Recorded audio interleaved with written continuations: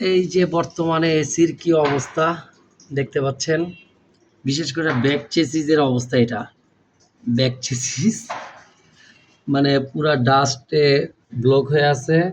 এই রকম অবস্থায় থাকলে কখনোই আপনার এসি 100% কুলিং দিবে না, শুধু বিদ্যুৎ বিল উঠবে আর আপনি এসি চালায় কোনো শান্তিও পাবেন না। এই যে এই অবস্থা ফ্রন্ট সাইডের, ইনশাল্লাহ আমরা আপনাকে কিছুক্ষণ পরে ওয়াশ করে দেখাবো ব্যাক চেসিস এবং ফ্রন্ট সাইড কি কি অবস্থায় যায়। এই যে আমরা সার্ভিস শুরু করেছি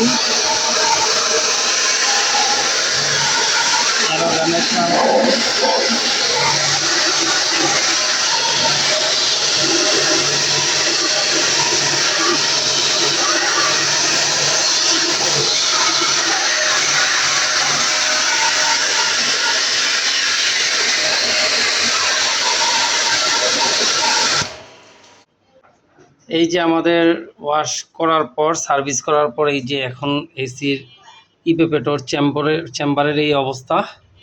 আর এই যে আপনাদের দেখাচ্ছি এই যে ব্যাক চেম্বার, যেটা আপনারা সার্ভিস শুরুর আগে দেখেছিলেন কি পরিমাণ ময়লা ডাস্ট জমেছিল, এটা এখন ওই যে ওয়াশ করার পরে একদম নিট অ্যান্ড ক্লিন।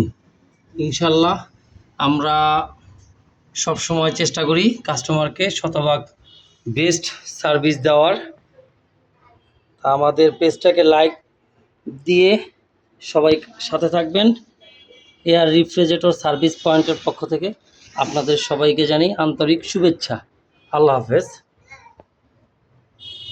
আমাদের সার্ভিসটি নিতে চাইলে সরাসরি আমাদের কাস্টমার সার্ভিস নাম্বারে ফোন দিয়ে যোগাযোগ করতে পারেন। Air refrigerator service point Facebook পেজের নেম, আর মোবাইল নাম্বার 019199014228।